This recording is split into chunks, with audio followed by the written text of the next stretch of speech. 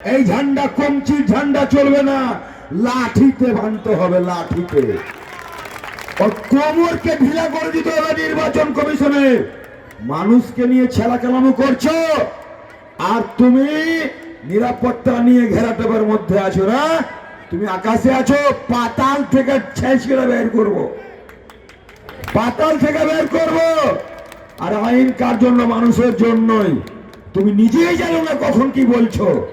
তাই একটা একটা করে আমাদের সংবিধানের উপরে, আমাদের সুপ্রিম কোর্টের উপরে আমাদের আস্থা রাখতে হবে। একটার পর একটা গালে থাপ্পড় পড়ছে বিজেপি। বিজেপিকে খুশি করতে গিয়ে আজকে বাংলার 12 কোটি মানুষকে হেনস্থা করছে। তাই এই নির্বাচন কমিশনের এখান থেকে আমি বলতে চাই, ওনাকে পদত্যাগ করা উচিত। ভাঁড় হয়ে গেছে, গাদ্দার হয়ে গেছে, দেখবেন অযোগ্য লোক। তাই সামনে দিনে আপনারা প্রস্তুত থাকুন, নিজে বাঁচার জন্য এবং আগামী প্রজন্মকে বাঁচাবার জন্য।